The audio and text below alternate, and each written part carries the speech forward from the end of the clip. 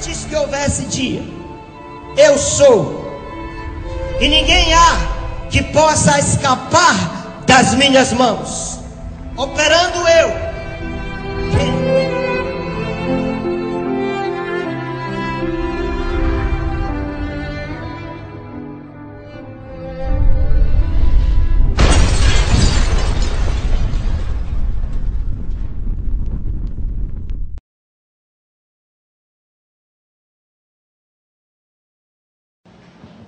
quero falar nesta noite sobre a volta de Jesus.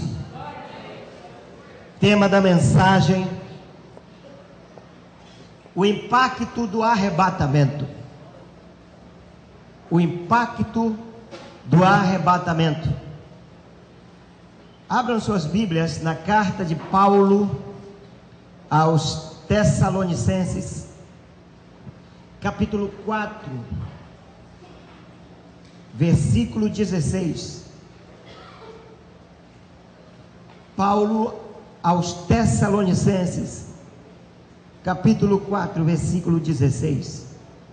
Porque o mesmo Senhor descerá do céu com alarido, e com voz de arcanjo, e com a trombeta de Deus, e os que morreram em Cristo ressuscitarão primeiro.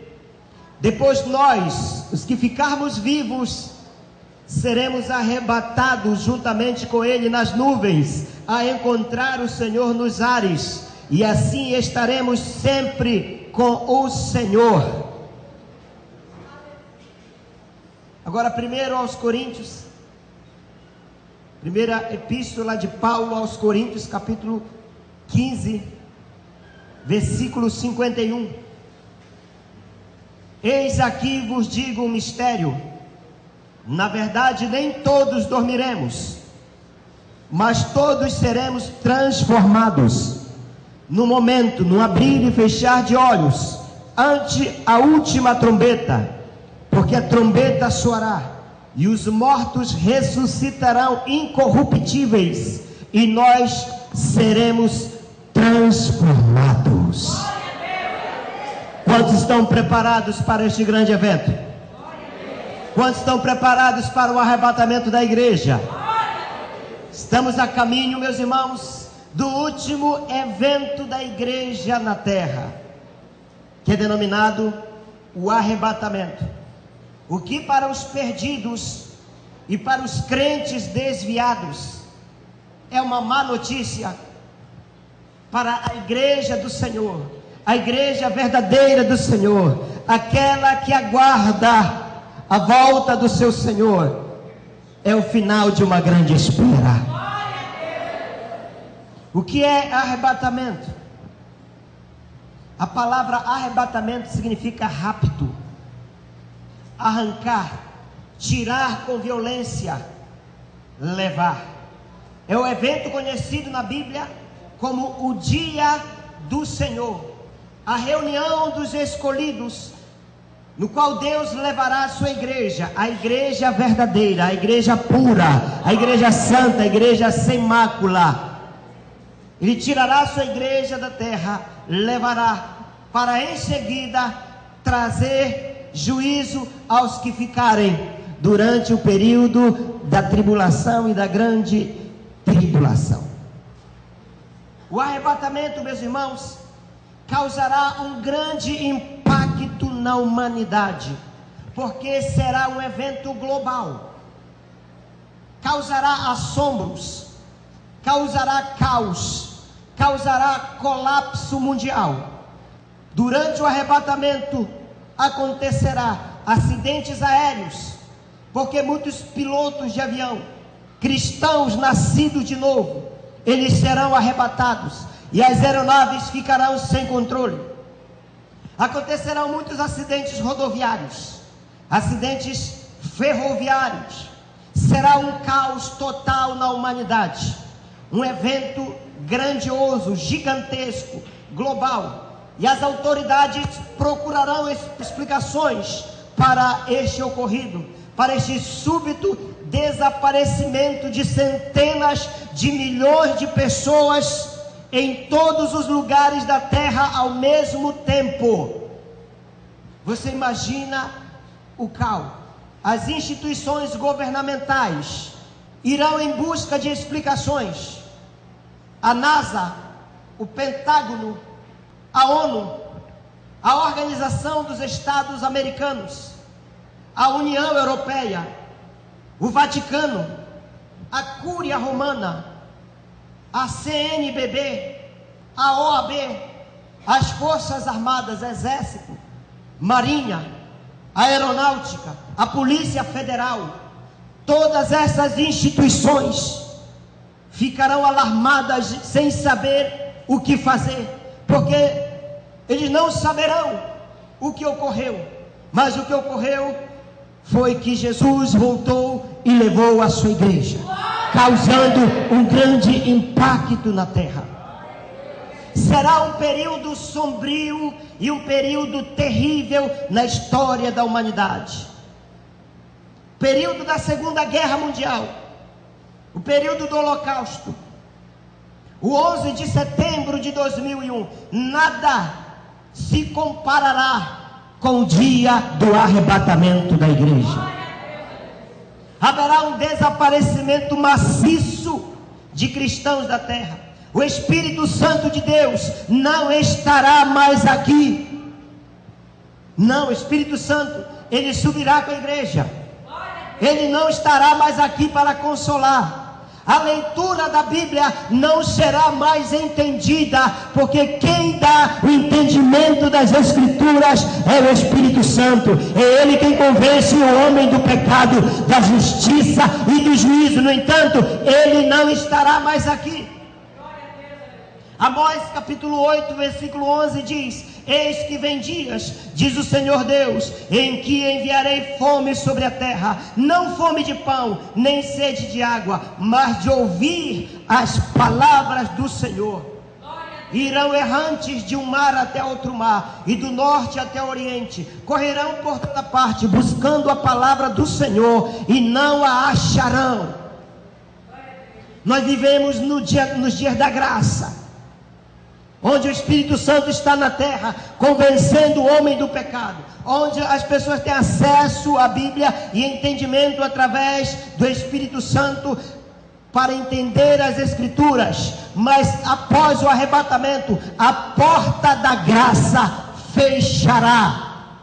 Não haverá mais salvação baseada na graça. Não haverá mais salvação baseada na fé. A salvação é para um dia chamado hoje.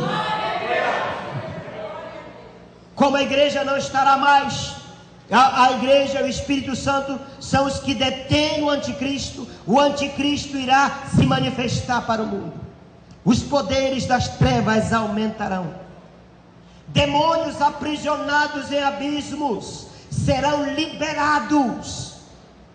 Haverá um aumento poderoso do domínio das trevas sobre esta terra.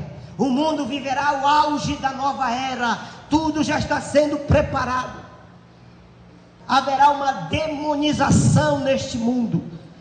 Os que ficarem nesta terra não suportarão viver aqui, porque o que ainda faz desta terra um lugar habitável é a luz do Espírito Santo de Deus, é a igreja do Senhor. Mas tirando a igreja da terra, este mundo jaz no maligno, é tenebroso. O ocultismo vai se agigantar. Projeção astral, telepatia, essas práticas de ocultismo e satanismo irão se proliferar abertamente. O mundo estará como ele sempre quis, sem Deus e sem a igreja. Então o arrebatamento causará um grande impacto, e tudo já está preparado. Não é mais tempo da igreja aprender, é tempo da igreja colocar em prática tudo aquilo que no decorrer desses anos ela aprendeu. É tempo de viver. Jesus prometeu, ele virá, porque ele prometeu. Ele disse: vou preparar-vos lugar, e o lugar já está preparado. E quando eu for e vos preparar lugar, voltarei e vos receberei para mim mesmo, para que onde eu estou, estejais vós também. Quando acontecerá o arrebatamento? Quando será?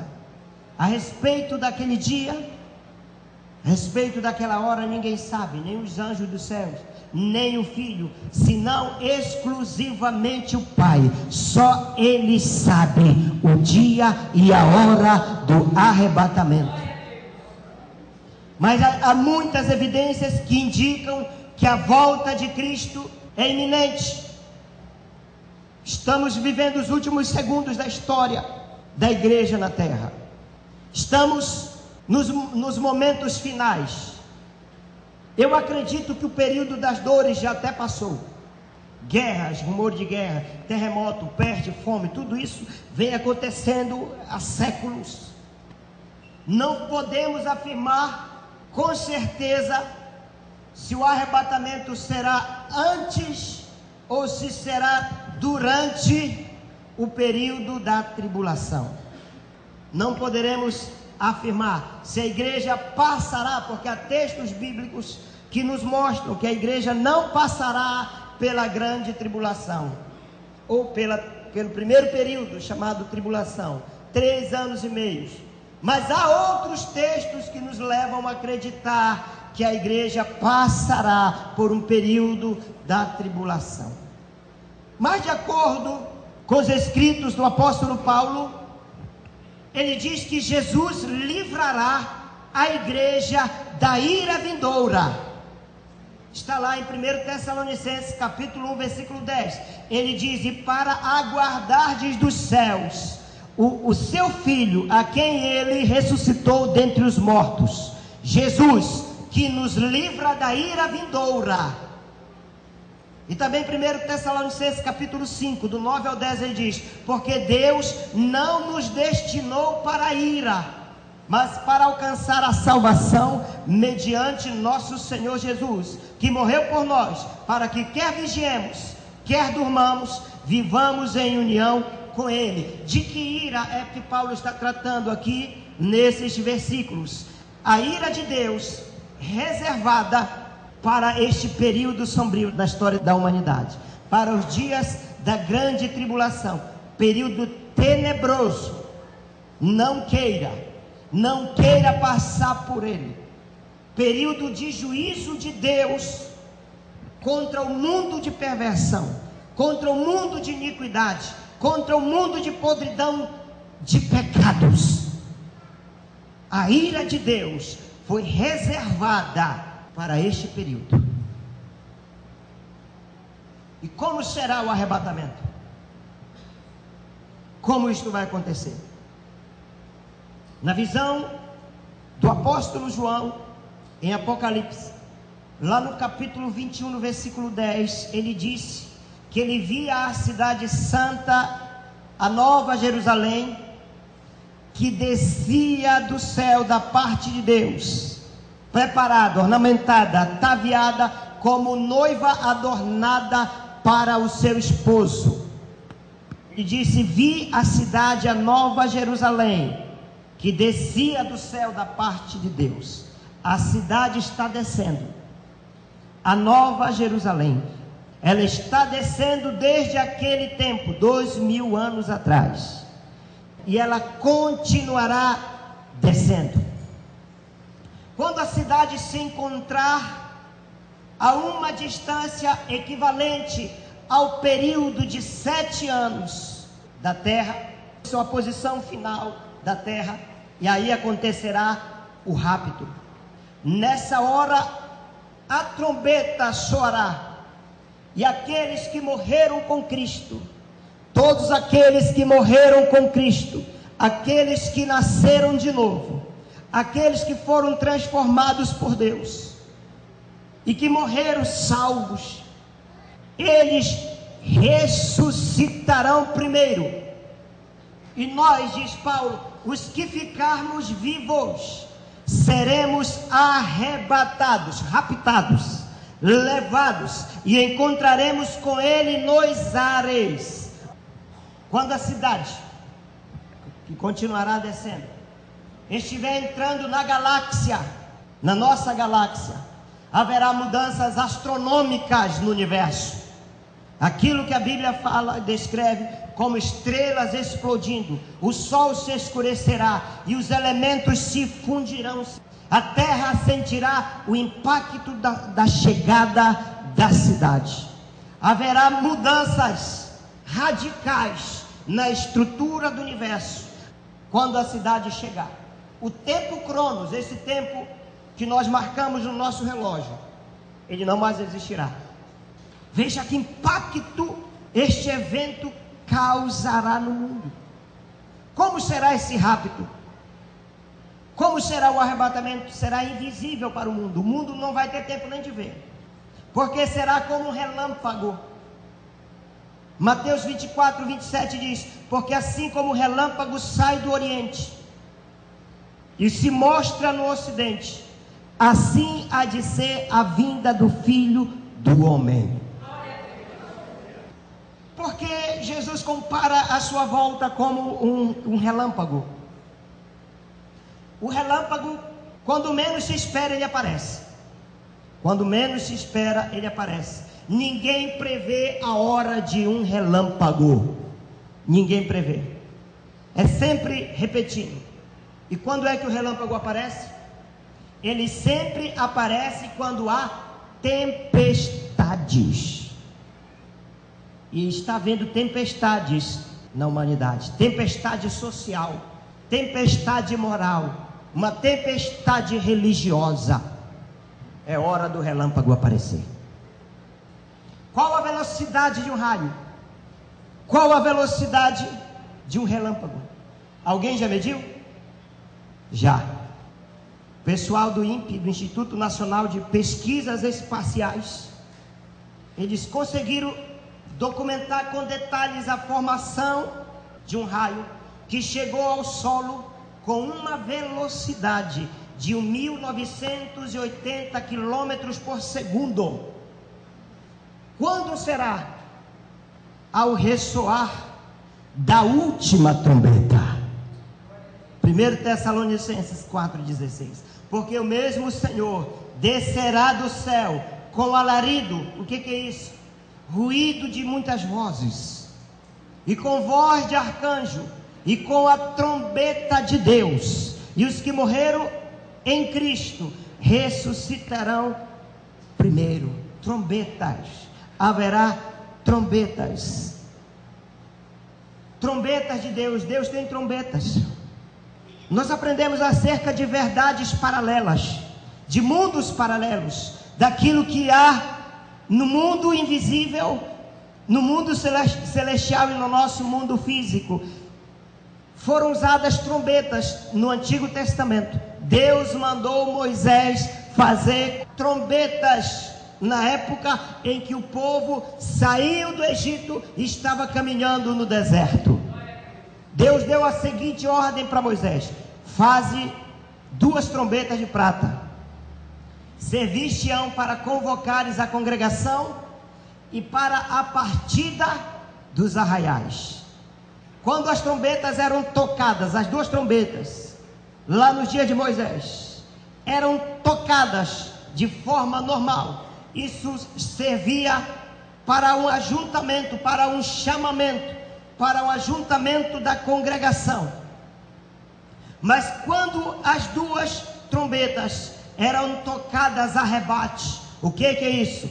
Fortemente, as 2 trombetas eram tocadas a rebate, fortemente, era um sinal de alarme, que indicava ordem para partir. Quando as trombetas eram tocadas, eram para eles desmontar o acampamento e se preparar para sair daquele lugar e para partir. Isto é uma maravilhosa ilustração do arrebatamento. Será assim no dia do arrebatamento. Ao soar da última trombeta, a igreja tem que partir. O som da trombeta ressuscitará os mortos e arrebatará os vivos. Depois nós, os que ficarmos vivos, Ele diz que só os vivos serão arrebatados. Depois nós, os que ficarmos vivos, seremos arrebatados juntamente com Ele nas nuvens, a encontrar o Senhor nos ares, e assim estaremos sempre com o Senhor. O que acontecerá nesse momento com os nossos corpos, com aqueles que forem arrebatados? Paulo fala isso na sua primeira carta aos Coríntios, no capítulo 15. Ele diz: no momento, no abrir e fechar de olhos, ao ressoar da última trombeta, a trombeta soará, os mortos ressuscitarão incorruptíveis, e nós seremos transformados, porque é necessário que este corpo corruptível se revista de incorruptibilidade, e o que é mortal se revista de imortalidade. Nossos corpos serão preparados para entrarmos na atmosfera celestial. Assim como neste mundo ninguém pode entrar nele sem corpo, por isso que Jesus precisou de um corpo para entrar aqui. Para entrar lá, também precisamos de um corpo celestial. Este corpo carnal é para cá. Esse corpo não serve lá naquela dimensão. Por isso que nós temos que ser transformados. Haverá uma transformação, ou seja, este corpo que é corrupto, que é corruptível, ele se transformará num corpo incorruptível. Nós não receberemos um novo corpo, nós seremos transformados. Este corpo será transformado. Que ele diz, e nós seremos transformados. E o que é mortal se tornará imortal. O que significa isso? É que finalmente nós seremos livres do pecado. Será impossível pecarmos com um corpo incorruptível. Não haverá mais dor, não haverá mais doença, não haverá mais enfermidade, não haverá mais morte. Nós venceremos a morte, porque receberemos um corpo imortal.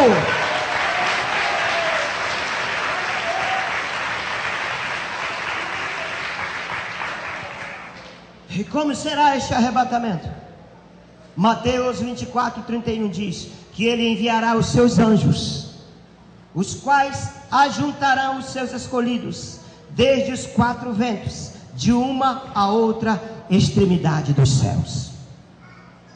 Assim acontecerá. Agora vem a grande questão. Agora eu chego no ponto central desta mensagem. Quem será levado? E quem será deixado? Lucas 17, versículo 34. Digo-vos que naquela noite, ele está falando para quem? Para judeus. Ele está onde? Em Israel, em Jerusalém. E ele diz que a volta será à noite, lá no Oriente, mas nós estamos no Ocidente. 5 horas de diferença no fuso horário entre Jerusalém e Brasília. 6 horas com relação a Manaus. Ele diz: naquela noite estarão dois, diga dois, numa cama. Um será tomado e o outro será deixado. Duas estarão juntas moendo, uma será tomada e a outra será deixada. Dois estarão no campo, um será tomado e o outro será deixado. Parábola das 10 virgens. 5 prudentes e 5 nécias. As prudentes entram para a festa do noivo, são salvas. As insensatas são deixadas para trás. Só podemos chegar a uma conclusão, meus irmãos. Nós só podemos chegar a uma conclusão. 50%, de acordo com esses textos, De acordo com esses textos, 50% vai, 50% fica. 50% será salvo, 50% será deixado para trás. Sempre de duas pessoas. Um é levado, outro fica. Um é tomado, outro deixado. Das 10, 5 vão, 5 ficam. Isso aqui não é regra geral, mas pelo que nós lemos nesse texto, nós só podemos chegar a essa conclusão. Quem será levado? Quem vai subir? Quem nascer de novo e viver em santidade. Jesus falou para Nicodemos: aquele que não nascer de novo não pode ver o reino de Deus. Só vai subir quem nasceu de novo e vive em santidade. Lá no Salmo 24, versículo 3 e 4, o salmista diz, ele faz uma pergunta: quem subirá ao monte do Senhor, ou quem estará no seu santo lugar? Monte do Senhor refere-se ao monte santo, na morada celestial. Quem subirá ao monte do Senhor, ou quem estará no seu santo lugar? Ele está fazendo uma alusão ao arrebatamento da igreja. E aí ele responde: aquele que é limpo de mãos e puro de coração, que não entrega a sua alma à vaidade. Aquele que é limpo de mãos e puro de coração, que não entrega a sua alma à vaidade, ou seja, à futilidade desta vida, a coisas vãs, coisas inúteis, ou aquele que se valoriza a si próprio. Vaidade fala de atitudes e de motivos incorretos. A Bíblia tem as respostas. Não precisa se preocupar quem vai ou quem não vai. A Bíblia mostra, a Bíblia diz, a Bíblia mostra o caminho. Jesus disse que os puros de coração, o que acontecerá com eles? Verão a Deus. Fala de quê? Santidade. Aqueles que vivem em santidade. O que é puro de coração? O que é o coração? O coração é o homem interior, o centro da personalidade, o centro da vontade do homem. A sua vontade precisa ser mudada. A sua vontade precisa ser convertida na vontade de Deus. Puros de coração verão a Deus. Quem será arrebatado? Quem será levado? Aquele que faz a vontade de Deus. Mateus 7:21, apenas diz, apenas aquele que faz a vontade de meu Pai. Nem todo que me diz Senhor, Senhor, entrará no reino dos céus, mas aquele que faz a vontade de meu Pai que está nos céus. Esses serão levados. Quem será levado? Aqueles que vivem e buscam constantemente santificação. Hebreus 12:14. Segui a paz com todos e a santificação, sem a qual ninguém verá o Senhor. Esses irão subir. Os humildes, os pobres de coração, aqueles não orgulhosos, não soberbos, os não arrogantes, esses irão subir. Então a Bíblia nos mostra quem será levado. Ela nos mostra também quem será deixado. A Bíblia nos mostra algumas listas que reprovam a salvação. Algumas listas no Novo Testamento que condenam as práticas e que essas pessoas são desaprovadas do céu. Mateus 25, quando nós vemos a parábola das 10 virgens, as insensatas, aquelas que estavam no sono espiritual, na inércia, aquelas que estavam na letargia, ficaram com sono e adormeceram. O noivo chegou e elas foram deixadas para trás.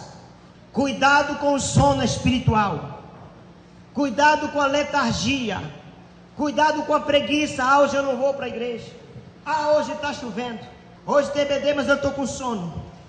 Cuidado com o sono espiritual, com a letargia, com a inércia, porque elas podem te deixar de fora do céu. Gálatas, capítulo 5, versículo 19. Paulo fala das obras da carne. E Paulo, ele é bem claro, não deixa nenhuma dúvida no seu comentário final. No versículo 21, nós vamos ler todas essas obras. Mas no versículo 21 ele diz que não herdarão o reino de Deus os que tais coisas praticam. Quais são? Porque as obras da carne são manifestas, as quais são: adultério, os adúlteros, se não se arrependerem, ficarão de fora. Prostituição, impureza, lascívia, 4 pecados ligados à área sexual. Idolatria, feitiçaria, pecados ligados à religião. Inimizades, porfias, emulações, iras, pelejas, dissensões, pecados ligados ao relacionamento pessoal. Heresias, ligado à religião. Invejas, homicídios, bebedices, glutonaria, que é isso? Ligados à vida pessoal, a vícios. E coisas semelhantes a estas, acerca das quais vos declaro, como já antes vos disse, e já tinha alertado, que os que cometem tais coisas não herdarão o reino de Deus. Não herdarão o reino de Deus. Outra lista de desaprovados. 1 aos Coríntios capítulo 6, 9 e 10. Ele diz: não sabeis que os injustos não hão de herdar o reino de Deus? Não erreis, ele diz, não erreis.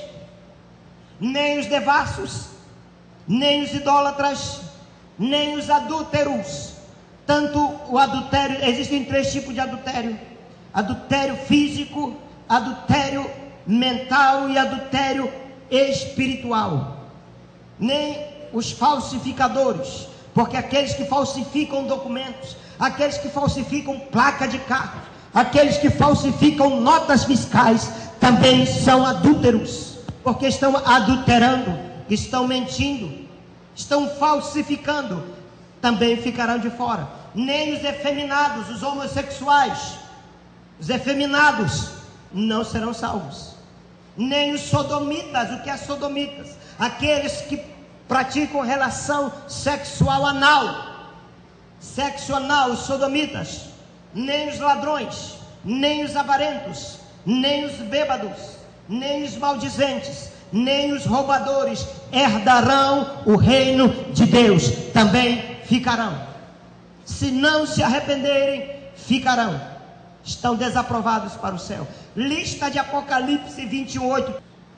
Mas quanto aos tímidos ou covardes, aqueles que têm medo de abrir a boca e pronunciar o nome do Senhor publicamente, aqueles que têm medo de testemunhar a sua fé em Jesus, são tímidos.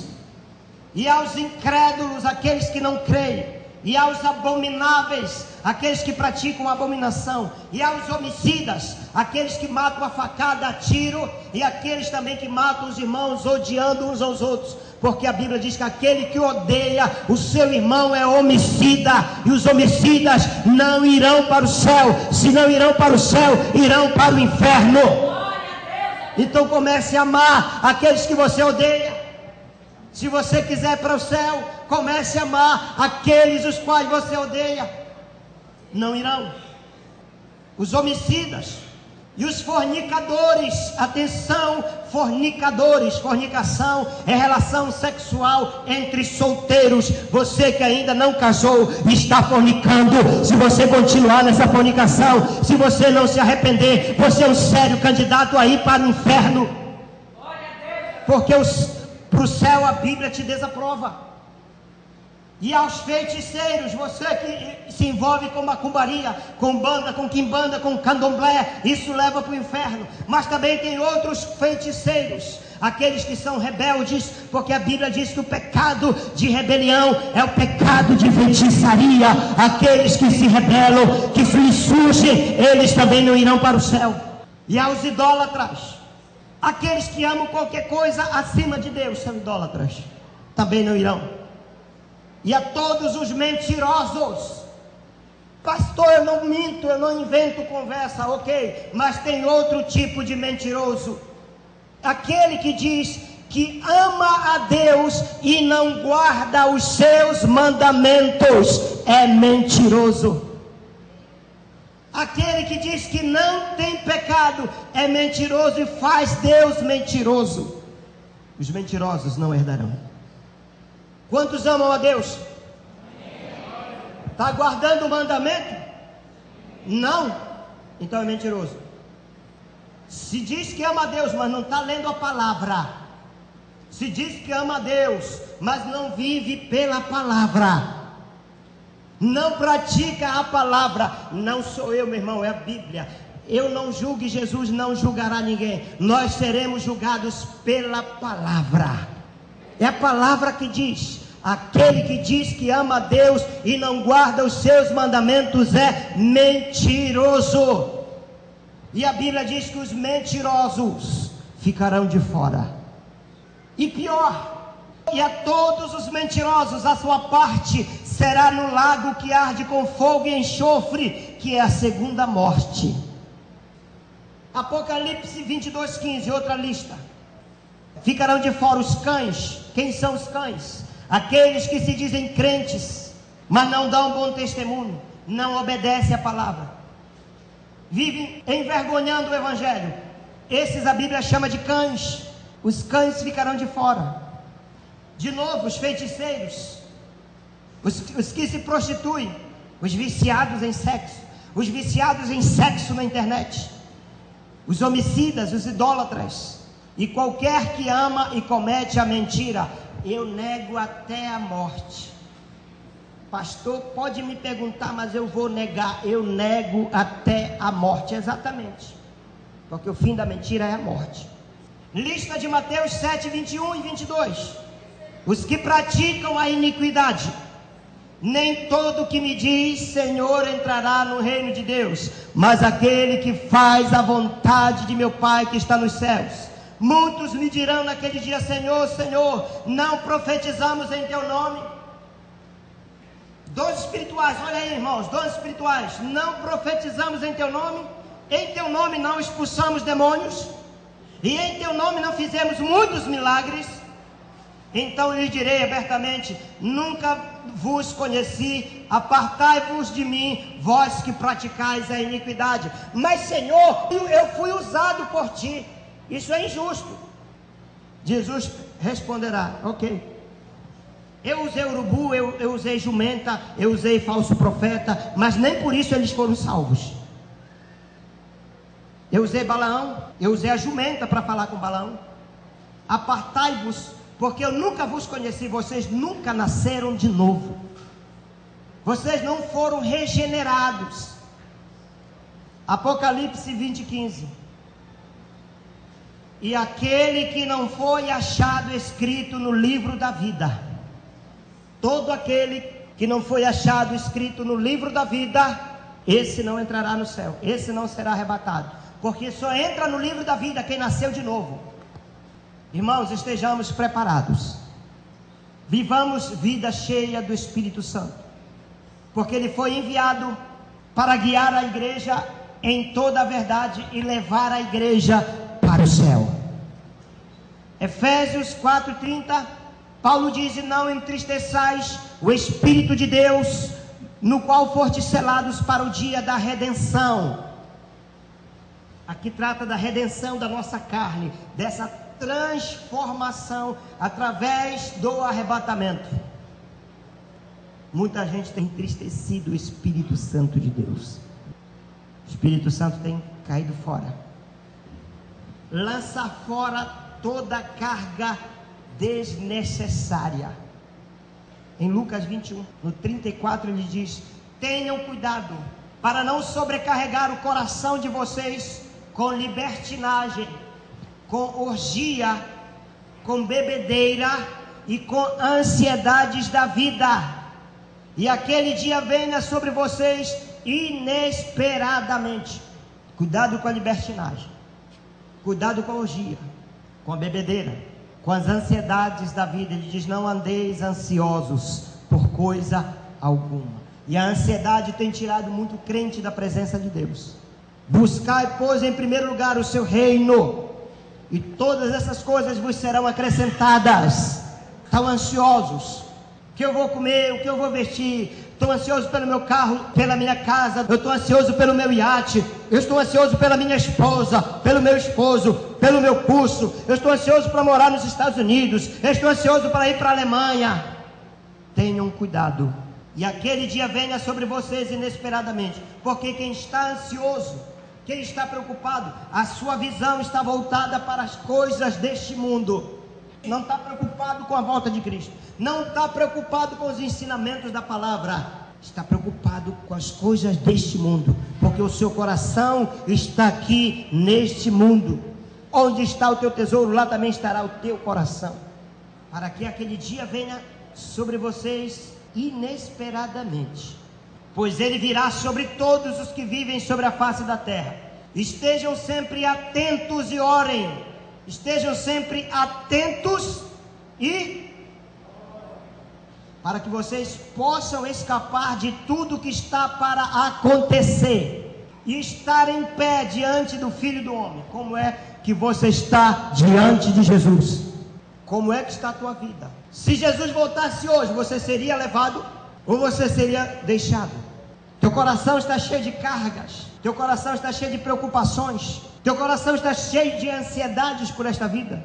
Estejamos preparados. Mantenha-se vivo na palavra de Deus. Leia a palavra de Deus. Se quisermos ser levados no arrebatamento, é importante termos comunhão com o Senhor, através da palavra, através da oração, através do jejum, das disciplinas espirituais. Nos prepararmos a cada dia. É preciso nós nos purificarmos todos os dias.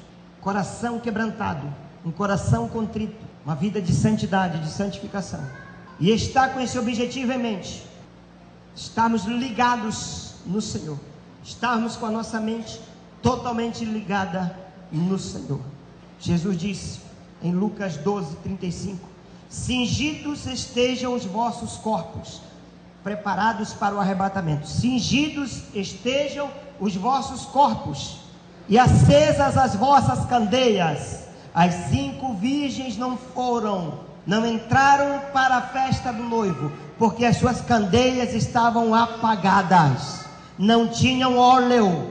E ele diz: acesas as vossas candeias, sede vós semelhantes a homens que esperam pelo seu Senhor, ao voltar ele das festas de casamento, para que quando vier e bater a porta, logo lhe abram. Deus está nos chamando para um arrependimento sincero. Deus está chamando aqueles que ainda não nasceram de novo para nascer. Deus está chamando aqueles que estão vivendo vida dupla a se arrependerem, porque se não se arrependerem, serão deixados para trás. Pagarão alto preço de terem negado o Filho de Deus. O arrebatamento causará um grande impacto na terra. Nem queira ficar para saber como será. Queira subir. Vamos nos esforçar para isso. Que Deus tenha misericórdia de nós.